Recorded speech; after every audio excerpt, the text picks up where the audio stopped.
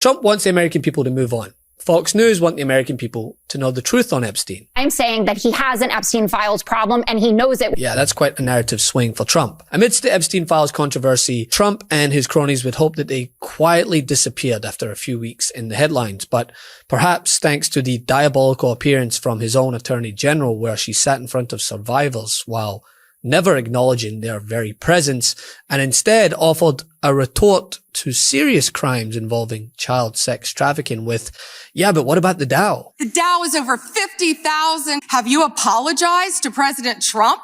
Have you apologized to President Trump? All of you. I find it interesting that she keeps going after President Trump, the greatest president in American history. You sit here and you attack the president, and I am not going to have it. He is the most transparent president in the nation's history. Donald Trump, the Dow right now is... I provided the evidence today that shows that his statements were false under oath.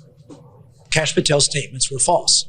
They are in possession. They were in possession at the time, and they're still in possession of evidence that other men participated in the sex trafficking. Attorney General Bondi didn't seem to directly answer that question. I mean, what do you make of what she did say?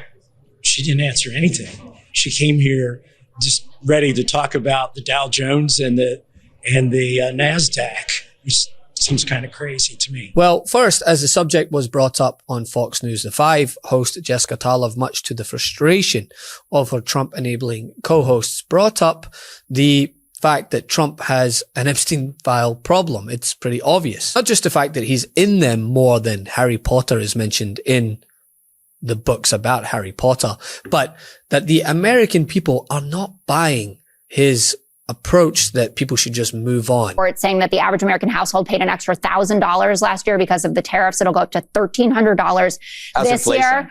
Consistently, voters say, though, Trump isn't focused on the things that they care about, which is lowering prices. And I think that there are 2 plot lines that the administration, for obvious reasons, really want to ignore, but matter to voters.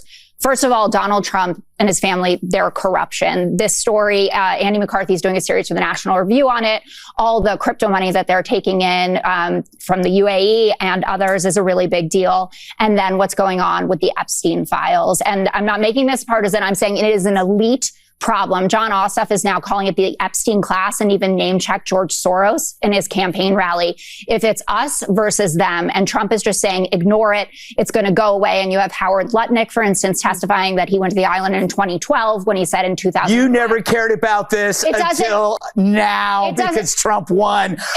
This is just like immigration. You didn't care about all the illegals until Trump won, and now you care about Epstein. Well, Trump's fine under Epstein. I was obviously very careful to say that. I am not accusing the president of doing anything. I'm saying that he has an Epstein Files problem and he knows it. No one has a problem more than the Clintons. Who cares? Don't elect Bill Clinton. You brought it up. I don't care. You don't brought vote it up. for Bill Clinton. Bill, if you're going to run, don't do it. You brought it up. And yeah, it gets worse. On to a recent poll that YouGov conducted, about half of Americans now say that Donald Trump is actively trying to cover up Jeffrey Epstein's crimes, and nearly as many think that he was personally involved in them. That's a lot of people, regardless if you want to swing it as people with TDS. Surveys show that the public overwhelmingly want the Epstein files released and transparent disclosure to be at the forefront of American politics at the moment, not these half-assed answers. I think the yelling to me, Kennedy, I always find it so unpersuasive for everybody. Yeah, so Scott Bessent went before Congress and was very calm, was very measured, and he has become the king of laconic sick burns. Like, he can absolutely destroy you and it won't raise his heart rate or his blood pressure. And that is a lesson that Pam Bondi needs to internalize, because it's different. She comes off like a shrieking Karen. You know, it's like, I want this country to do well. I want to be convinced that the president, I don't care what administration it is, that we're on the right track. And the people who are in charge of every aspect of the federal government, they have their position locked up and they're doing the very best they can with an incredibly talented team. When she's this emotional, it looks like she's lost a little bit of the edge. And meanwhile, Quinnipiac found that only 70% of voters approve of how this administration has managed the Epstein Files, while 63% disapprove. Yeah, that's more than just a bad poll. That's a national judgment on the matter. And that remains true. And this call, if it did happen, corroborates exactly what President Trump has said from the beginning. And I'm sure many of you, when you read that alleged FBI report, probably thought to yourself, wow, this really cracks our narrative that we've been trying to push about this president for many years. So we're moving on from that. Reagan. And let's talk about something that didn't help Trump's case either. Pam Bondi's congressional testimony. She was called to explain the Justice Department's handling of the files. And instead of, calming public concerns and listening to the testimony of survivors, she fanned the flames. During the hearing, Democrats slammed her for withholding information, mismanaging redactions, and failing to protect victims. Ask them if that's true. Now, would the survivors and victims who are here please stand up one more time? Just by show of hands, how many of you or your loved ones actually have met with the Department of Justice and provided testimony and estimate and evidence? None. And of those of you who have not met, which is everyone, how many of you have reached out either individually or through a lawyer or representative to offer to provide testimony and evidence? All of them. And of those of you, all of you who have reached out, how many of you were denied or ignored by the Department of Justice? All of them. And despite the shameful and despicable efforts by Ms. Bondi and her department to intimidate you, how many of you are still willing to speak to the Department of Justice? All of them. Well, Ms. Bondi, it looks like you have some more witnesses to talk to. And any want that Trump had to cool the tensions went out the window as the takeaway became the Attorney General's testimony just deepened public suspicion. And here's what makes these poll numbers significant. The polls aren't isolated blips among one party or another. They actually show broad and persistent skepticism across party lines, which coincides from the blowback from lawmakers on both sides of the political aisle. This is a majority mood. I've not been one of the members who has glommed onto this as an issue. I've sort of intentionally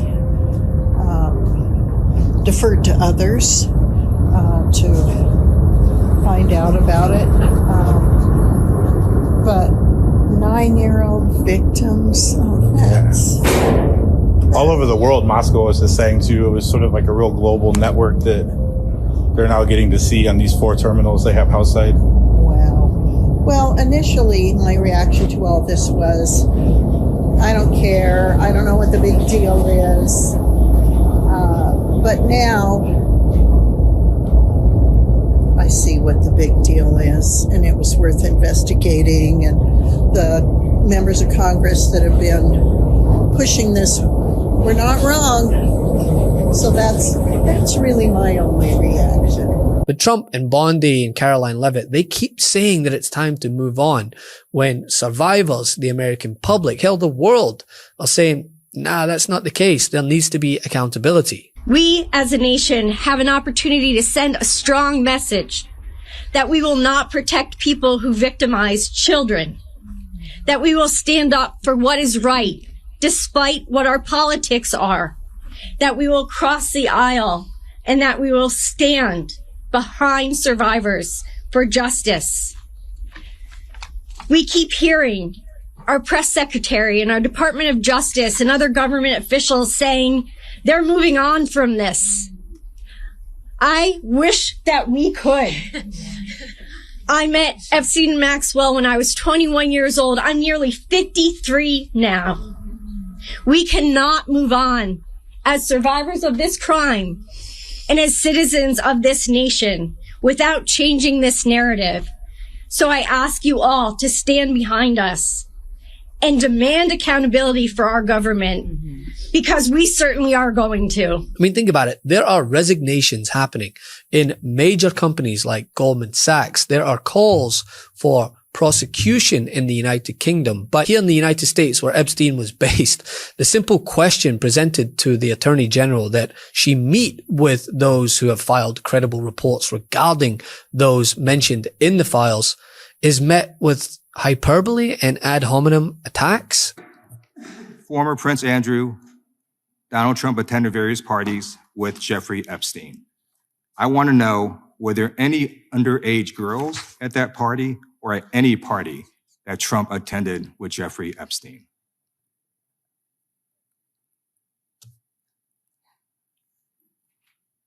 This is so ridiculous, and that they are trying to deflect from all the great things Donald Trump has done. There is no evidence that Donald Trump has committed a crime. Everyone knows that. This has been the most transparent presidency. He's the one that asked that those files I'm going to claim my time. be I got your answer. You said there's no evidence. Trump asked Mr. Chairman, please stop the clock. Stop the clock. The legislation. This is ridiculous. Time belongs to the gentleman from California. Okay. It does absolutely nothing to alter the narrative. It just makes people think you clearly have something to hide here. Love this video? Support independent media and unlock exclusive content, ad-free videos, and custom emojis by becoming a paid member of our YouTube channel today. You can also gift memberships to others. Let's keep growing together.